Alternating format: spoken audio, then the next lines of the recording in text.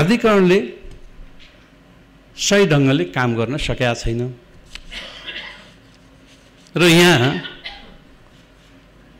एकातिर नोक्सानी छ, अर्कातिर नाफा भनिया छ।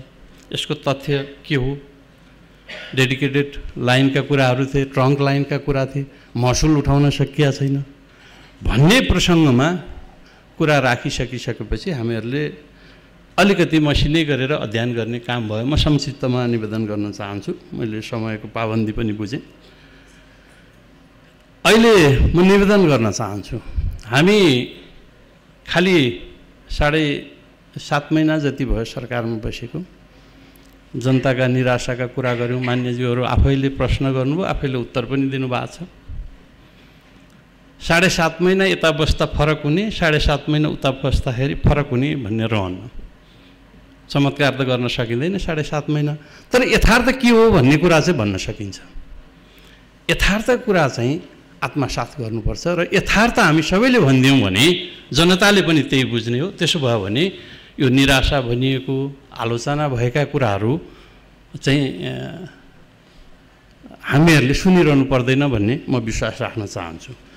विद्युत प्राधिकरणमा अस्ति भर्खरै म एकजना मान्यज्यूको नामै पनि कोड गर्न फरक पर्दैन भन्ने मलाई लाग्छ। प्रतिपक्षमा हुनुहुन्छ अहिले मान्य अमरनाथ मोदी। केही महिना अगाडि सरकारमा रहँदै विद्युत प्राधिकरणका एमडी सबभन्दा भ्रष्ट हुन् भन्नुभयो। अस्ति भर्खरै संसदमै के भन्यो, यो रेकर्डको कुरा, उहाँको कुरा है, यो मेरो कुरा होइन। उहाँ आफै के भन्दै हुनुहुन्छ, अब उज्यालोको नायक बन्न थाल्नुभयो। यस्तै यस्तै थुप्रै प्रश्नहरू सुनिसकेपछि, उत्तरहरू सुनिसकेपछि मैले यसमा अध्ययन गर्दा के पाएको भने, पाएको कुरा मात्रै निवेदन गर्न खोजेको मैले। खालि हामीसँग 3500 मेगावाट विद्युत छ। बर्खायाममा 1000 मेगावाटको हाराहारीमा, हिउँदमा 1000 मेगावाटको हाराहारीमा आउँछ। 3500 मेगावाट विद्युत हुँदा पनि हामीले उद्योग धन्दाहरूलाई राम्ररी रातिको विद्युत दिन सकिराखेको अवस्था छैन। त 3500 मेगावाटमा विद्युत प्राधिकरणले जो सरकारको 100% लगानी छ, त्यसले 700 मेगावाट मात्रै उत्पादन गरेका छ। त 2800 मेगावाट निजी क्षेत्रले उत्पादन गरेका छ। अहिले हामीलाई बत्ती पुगेको छैन, लोड सेडिङ छ। हिजो पनि थियो, आज पनि छ। हामीले लोड सेडिङ छैन भनेर घोषणा गर्दै गर्दा पनि लोड सेडिङ थियो, छ। म दाबीका साथ भन्न सक्छु। खालि के गरिएको थियो भने घरमा बत्ती दिने काम गरिएको थियो, उद्योग धन्दातिर कटौती गरिएको थियो। आज पनि त्यही छ।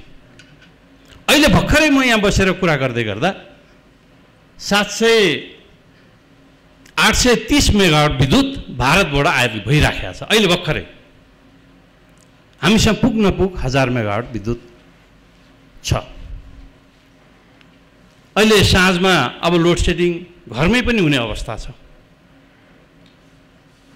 त्यसो भएको कारणले एउटा निजी क्षेत्र, एउटा भारतबाट आयात गरेको, र यसले गर्दा हाम्रो केही लोड सेडिङ हट्या जस्तो अनुभूति भएको छ। त्यस कारणले उज्यालोको नायक भने उहाँ होइन है। बरु यो धन्यवाद भारत सरकारलाई दिउँ, निजी क्षेत्रलाई दिउँ, जसले उत्पादन गरेका छ, जसले हाम्रो आवश्यकता परिपूर्ति गरिदिएको छ, त्यता गरौँ न भन्ने निवेदन गर्न मात्रै चाहेको। यो यथार्थ हो। र अहिले यहाँको आम्दानी एकदम नाफाजनक छ, यति अर्ब चाहिँ आम्दानी छ भनेर दाबी गरिराखेको कुरा, म बोर्डकै अध्यक्ष भएका कारणले यहाँ डिडिए गरौँ न त के हो त? प्रश्न त बाजियो नि त।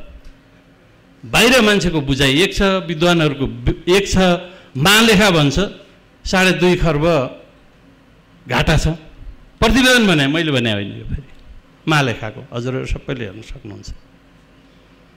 अनि यता प्राधिकरण नाफा छ भनिन्छ। त यो होइन है, सत्यता छैन है यसमा। अझ डिडिए गरेर प्रश्न भनौँ न जनतालाई भन्ने कोसिस मात्रै गरे हो मैले। त्यसो भएका कारणले अहिले पनि, आजै पनि, हिजो पनि एउटा समाचार सम्प्रेषण भएको छ, हजुरहरूले हेर्नुभयो होला। एउटा कम्पनीले काम गरेको चमेलियामा 85 करोड रुपियाँ प्राप्त गर्नुपर्ने थियो। न्यायाधिकरणले यो पैसा तिर भनेर छिनोफानो गरिदियो। नतिरेका कारणले 1,59 करोड रुपियाँ पुग्यो। ब्याज, पेनाल्टी के लाग्यो। सम्मानित अदालतले मुद्दा गएपछि सम्मानित अदालतले निर्णय गर्यो प्राधिकरणको सबै खाताहरू रोका गरेको रहेछ।